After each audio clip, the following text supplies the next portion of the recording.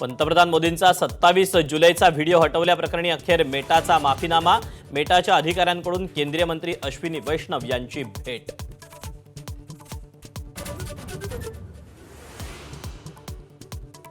केवळ आमदारांचं संख्याबळ म्हणजे राजकीय पक्ष नव्हे. गुवाहाटीतून भाजपची संगनमत करून ठाकरे सरकार पाडलं. सुप्रीम कोर्टात कपिल सिब्बलांचा ठाकरेंच्या वतीनं जोरदार युक्तिवाद. शिवसेना पक्ष आणि चिन्हाबाबत उद्या दुपारी पुन्हा सुनावणी.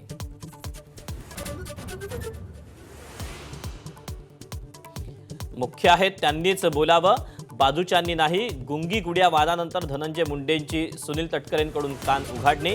तर फडणवीस, शिंदे आणि अमित शहांना राऊतांकडून गुंगा गुड्डाची उपमा. पुन्हा वादाला तोड.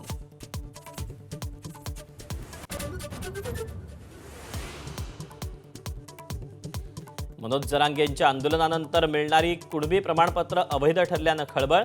4 लोकप्रतिनिधींची पदं धोक्यात. सरकारविरोधात मोठी लाट उसळणार. जरांगेंचा संताप.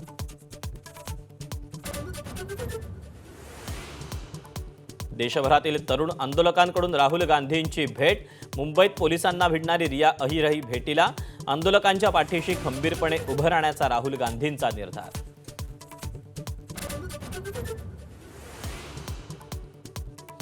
महाराष्ट्रात पुढच्या वर्षभरासाठी अॅनालॉग पनीरवर बंदी. नियमांचं उल्लंघन करणाऱ्यांवर कडक कारवाईचा एफडीएचा इशारा.